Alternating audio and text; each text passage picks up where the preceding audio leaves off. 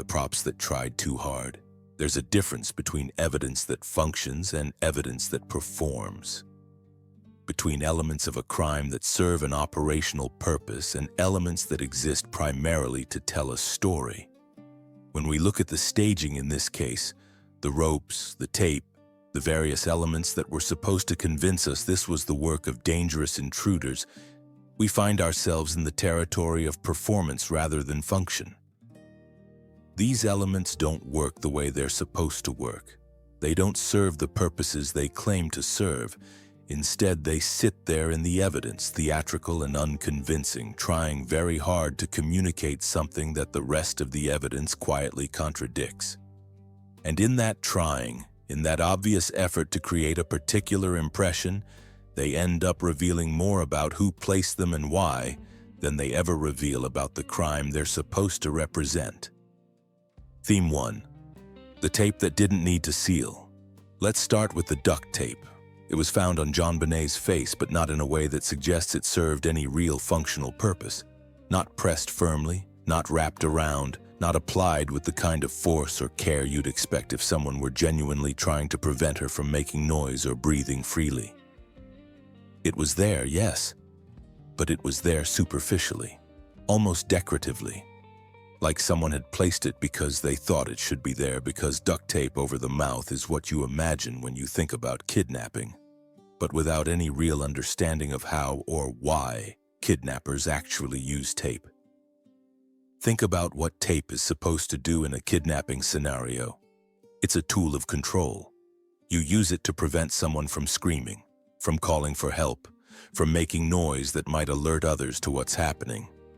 So you apply it firmly, you make sure it seals. You wrap it if necessary to ensure it stays in place even if the victim struggles. The tape has to function.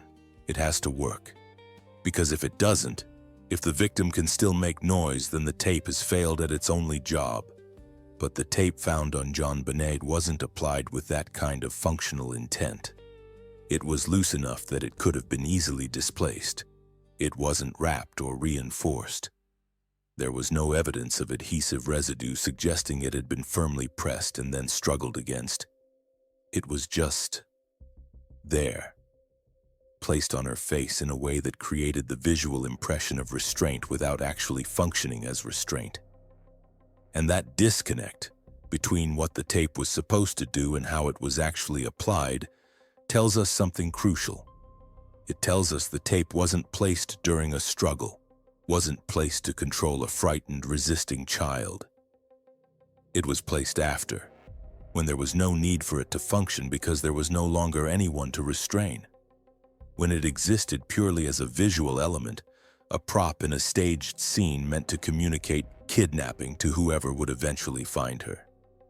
Let's examine this from multiple perspectives because the tape tells us more than just about its own placement. It tells us about the mind behind the staging, about timing, about what was really happening in that house. From a logical standpoint, if you're a kidnapper trying to take a child from her home without alerting her family, you need to control her ability to make noise. That's basic operational security, so you'd apply tape quickly, firmly, as soon as you had control of her, and you'd make sure it worked, that it actually prevented her from screaming or calling out. Any less, and you're risking discovery, risking the whole operation. But the tape on JonBenet doesn't show signs of that kind of urgent functional application. It looks applied carefully, almost tentatively, without the firmness or the reinforcement that would be necessary if it were serving a real purpose. That tentative quality makes sense only if the person applying it wasn't in a hurry, wasn't worried about the child making noise because the child was already beyond making noise. The tape was being applied not to prevent something, but to create the appearance that something had been prevented. From a philosophical perspective, the tape represents a kind of narrative necessity. The person staging the scene understood that kidnapping victims in movies and media representations often have tape over their mouths. It's a visual shorthand for this person was taken against their will. So the tape had to be there, had to be part of the scene, even though it served no actual functional purpose in the moment it was applied. It was there because the story being created required it, not because the operational reality of taking someone required it. And that prioritization, story over function, appearance over utility, reveals something about how the staging was conceived. It was being built from cultural expectations rather than criminal logic. From what should a kidnapping look like rather than what does a kidnapping require. The tape is evidence of someone thinking about audience, about what would be believed, about what visual elements would sell the fiction they were trying to create. Psychologically, being able to apply tape to someone's face, especially someone you knew, someone small and vulnerable, requires a profound disconnection. You have to separate the person from what you're doing, have to treat them as an object to be arranged rather than someone who deserves dignity even in death. And that disconnection often shows in how carefully or carelessly the staging is done. In this case, the tape seems to have been applied carefully, not brutally, not with obvious anger or violence, but also not with the firmness that would be necessary if it were genuinely meant to silence. That careful but not committed quality suggests someone who couldn't quite bring themselves to be rough but who also understood the tape needed to be there for the scene to read correctly. Someone navigating between their inability to be truly violent with someone they knew and their need to create visual elements that suggested violence from strangers. From a physiological standpoint, when tape is applied to someone who's struggling or conscious, you see specific signs. You see adhesive pulled and distorted from movement. You see pressure marks where the tape was forced against skin despite resistance. You see evidence of the tape being touched, adjusted, reinforced as the person tries to remove it or works against it. All of these leave forensic traces that can be detected and analyzed. But the tape on JonBenet didn't show those signs. It looked applied to someone who wasn't moving, who wasn't resisting, who couldn't struggle against it. Which means either she was unconscious when it was applied, or she was already gone. Either way, the tape wasn't serving its supposed purpose of preventing her from making noise. It was serving a different purpose entirely, creating the appearance that noise prevention had been necessary. Forensic criminology teaches us to distinguish between restraints that were used and restraints that were applied for show. Real restraints show signs of their use, wear patterns, pressure marks, evidence of struggle against them. Staged restraints often look too neat, too carefully placed, too inconsistent with how someone would actually apply them in a crisis situation where control was necessary. The tape falls firmly in the staged category. It's there, but it's not there in a way that suggests it was ever needed or used for its supposed purpose. And that staging quality becomes even more apparent when you consider the timeline. If JonBenet was taken from her bed by intruders, they would have needed to silence her immediately. Before she could scream and wake her parents, before she could alert her brother sleeping nearby.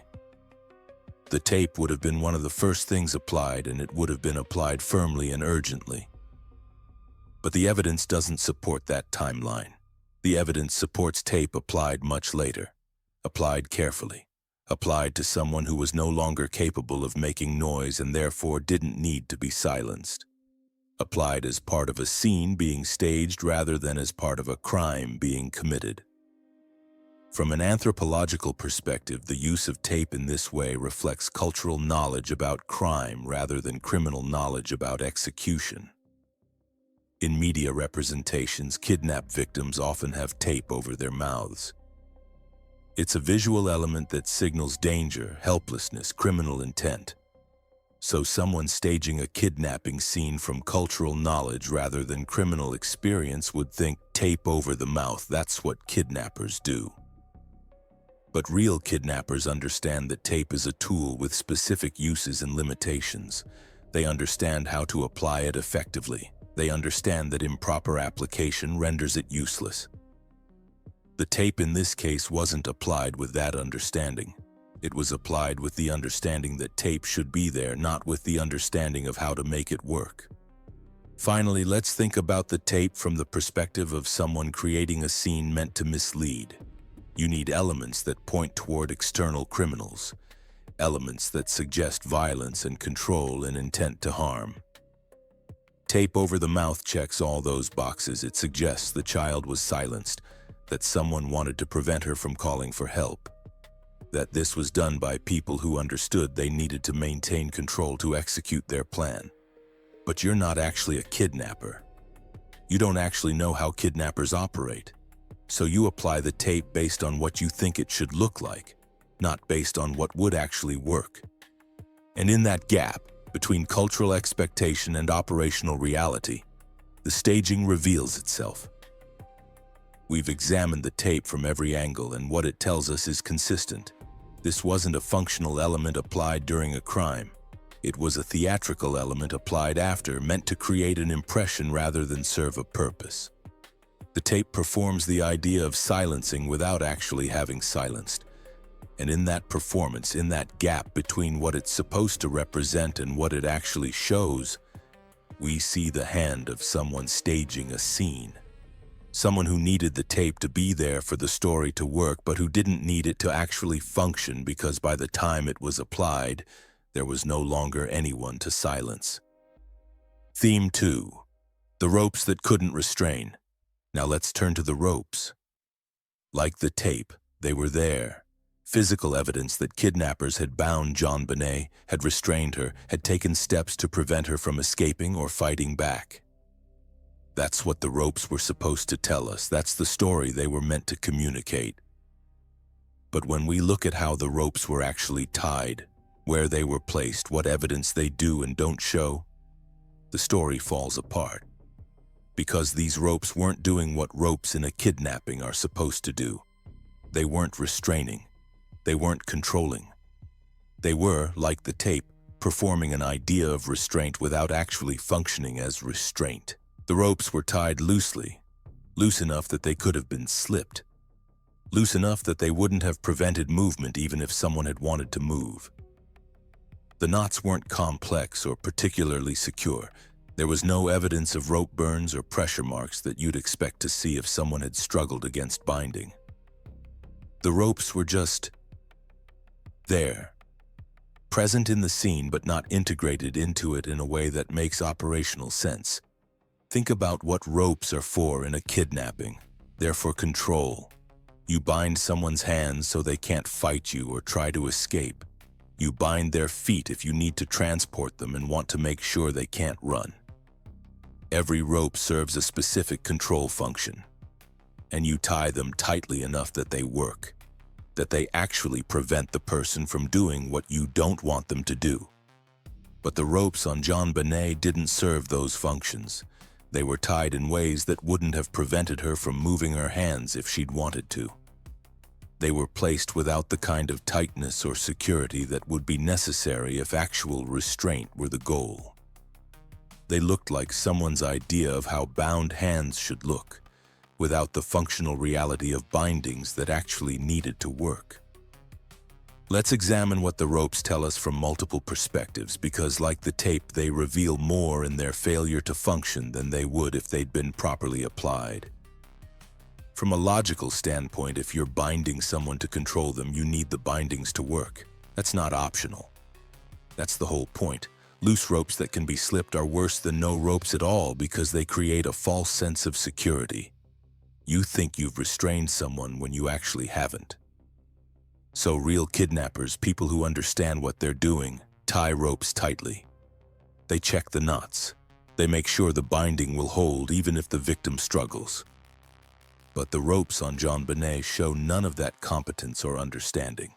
They show someone going through the motions of tying ropes without really understanding why or how.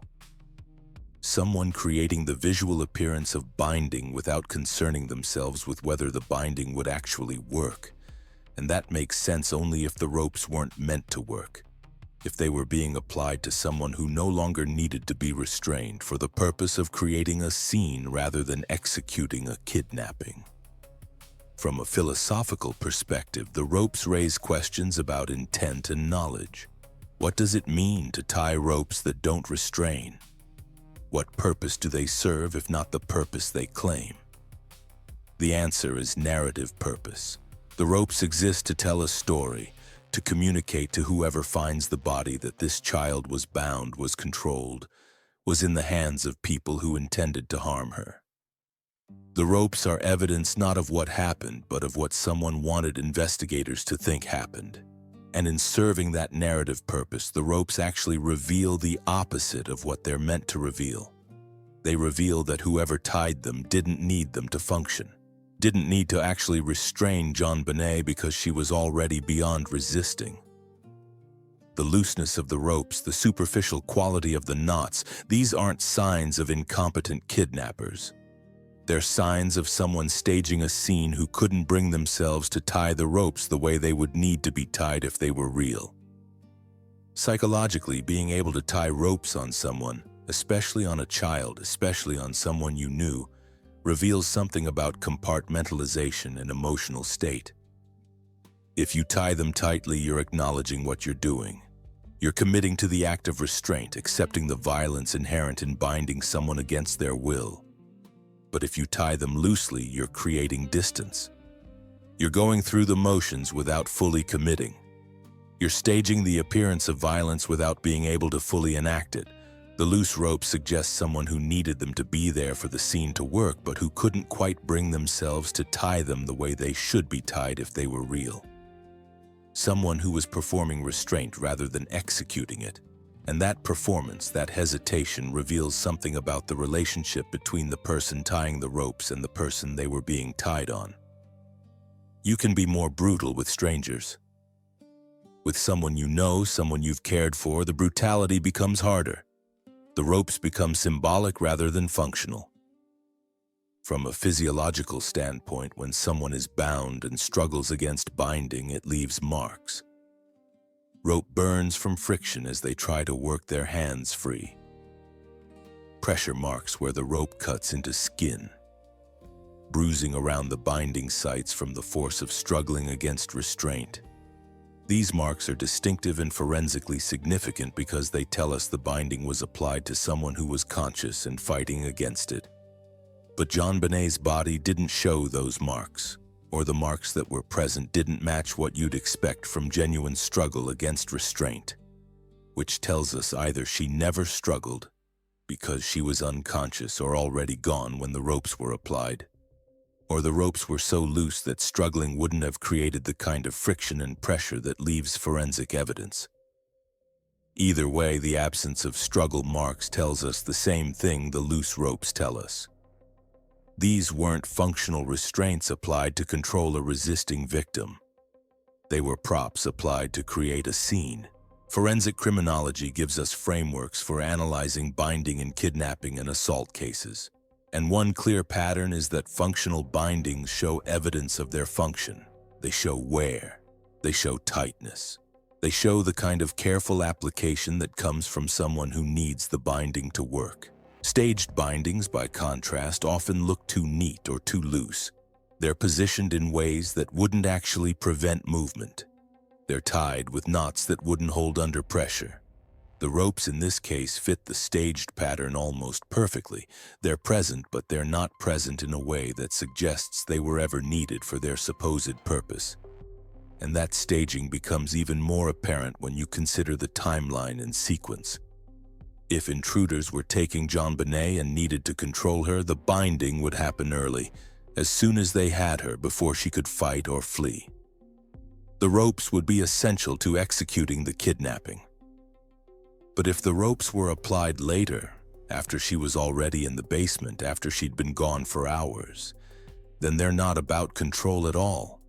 They're about creating the appearance of control. They're about making it look like she was bound by dangerous criminals when the reality is she was positioned by someone who needed the scene to tell a particular story.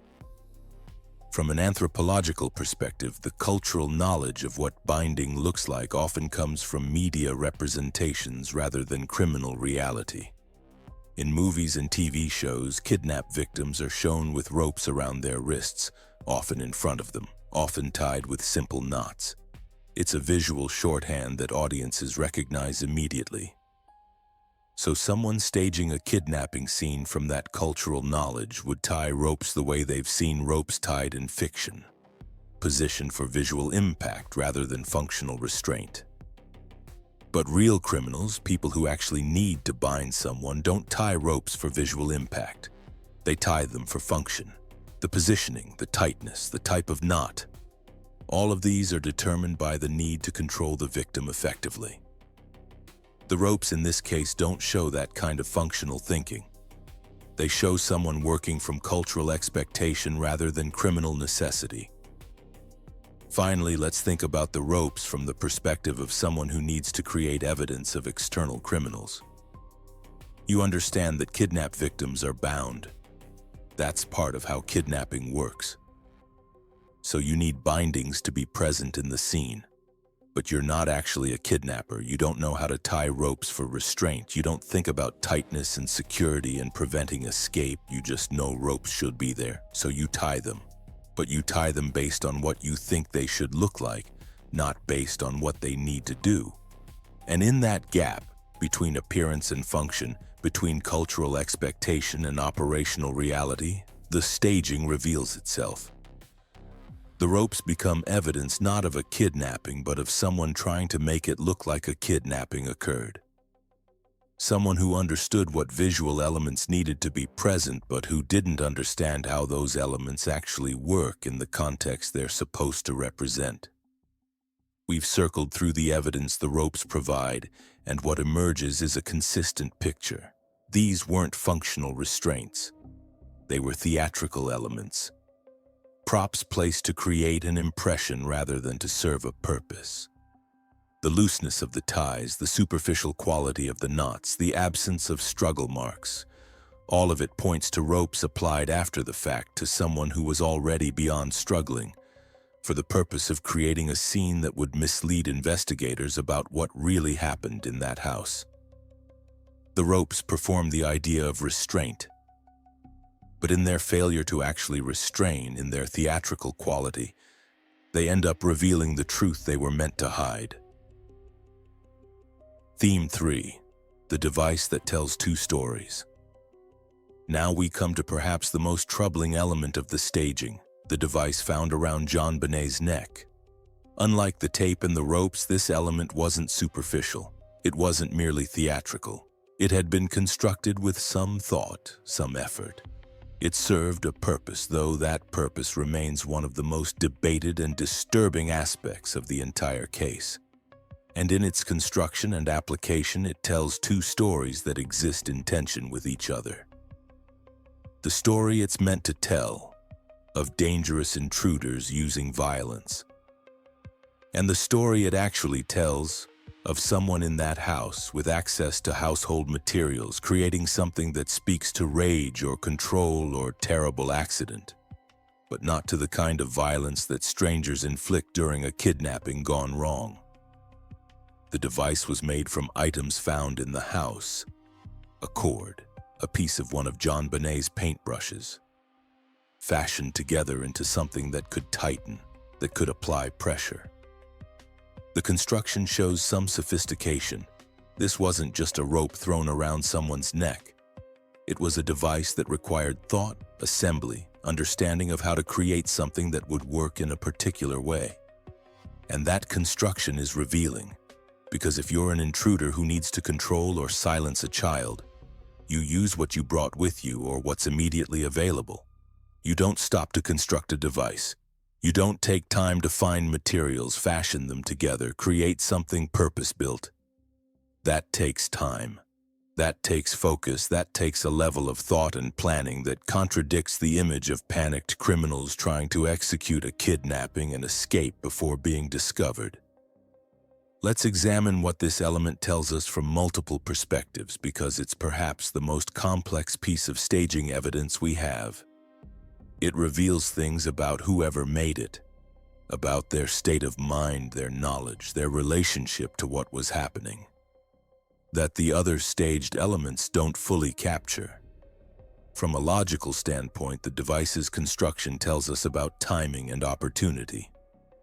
Making it required access to household items, required time to find them, assemble them, test whether the construction would work.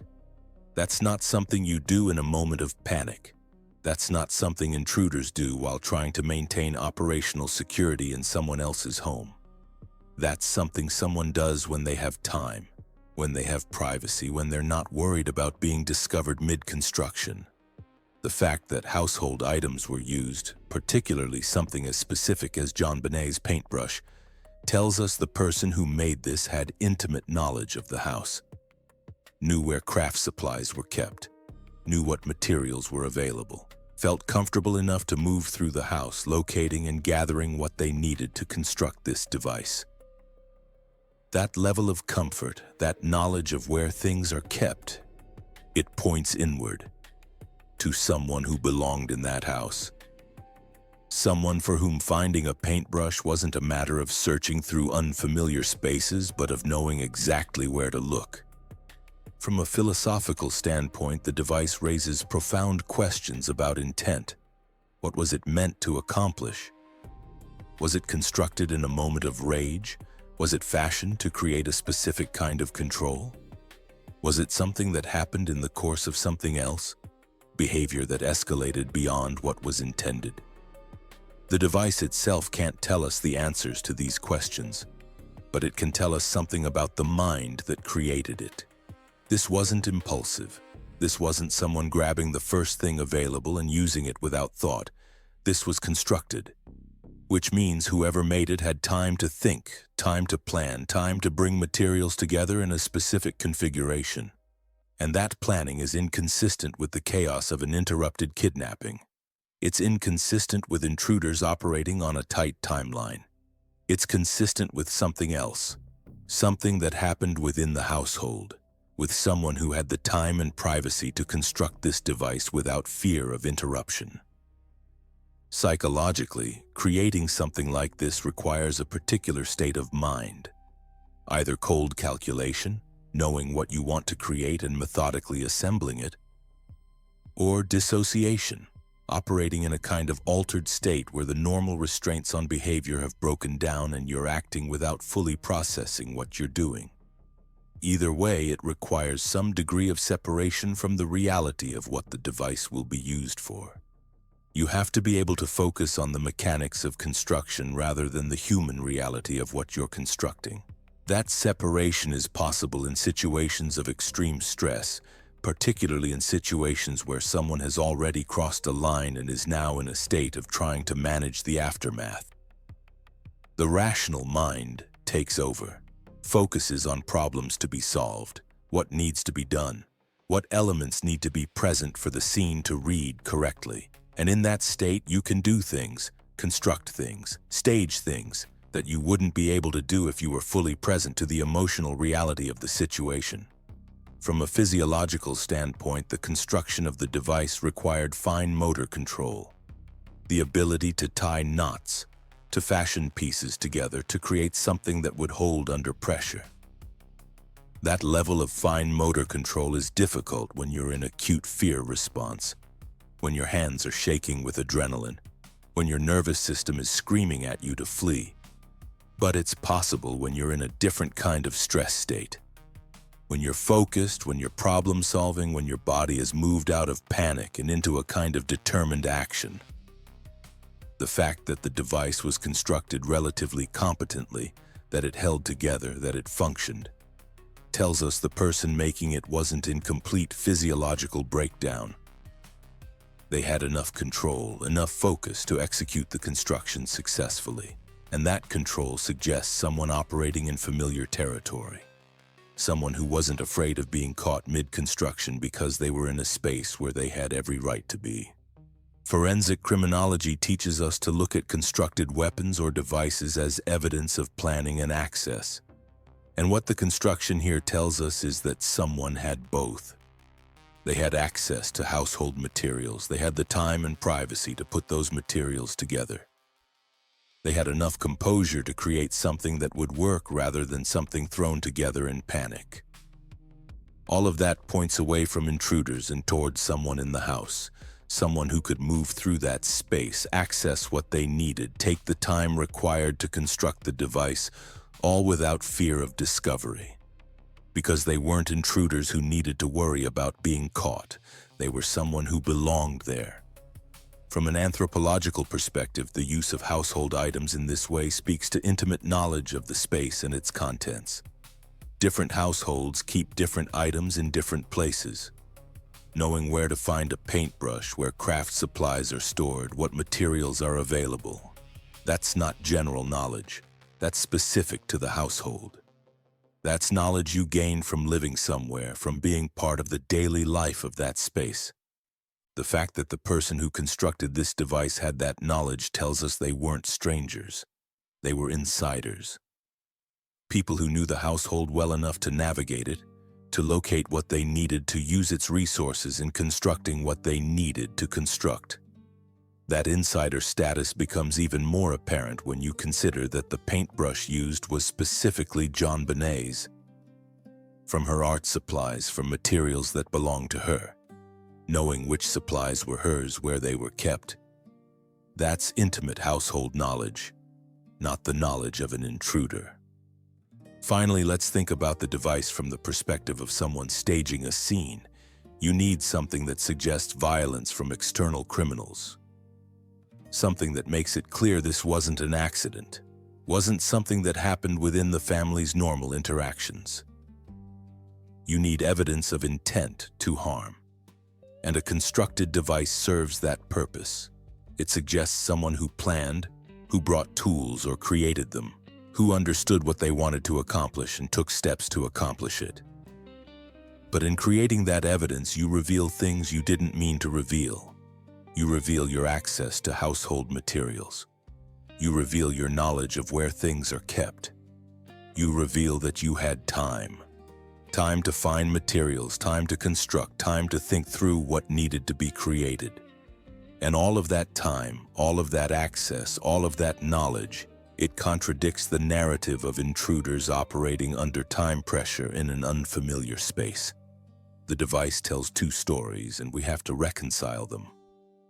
The story it's meant to tell: violence from strangers, intent to harm, criminal action. And the story it actually tells: household access, intimate knowledge, time and privacy to construct, someone operating in familiar territory without fear of discovery. Those two stories can't both be true. And when we look at which story the evidence actually supports, when we look at what construction requires in terms of access and time and knowledge, the intruder narrative falls apart. What emerges is something else. Someone in that house with household materials creating this element of the staging because they understood it needed to be there for the scene to communicate what they needed it to communicate. We've examined the device from every angle we can, and what it tells us is consistent with everything else we've seen. This wasn't the work of strangers. This was the work of someone who belonged in that house. Someone with access, with knowledge, with time. Someone who could construct this element without fear of being interrupted because they were exactly where they were supposed to be. The device performs violence, but in its construction, in the materials used, in the knowledge required to create it, it reveals domesticity. And domesticity, like everything else in this case, points inward. To the house, to the people who lived there. To someone who knew exactly what they needed to create and exactly where to find what they needed to create it. Outro. We've walked through the staged elements one by one. The tape that didn't seal, the ropes that didn't restrain, the device that told two stories. And in each case, we found the same thing. Elements that perform the idea of kidnapping without actually functioning as kidnapping requires.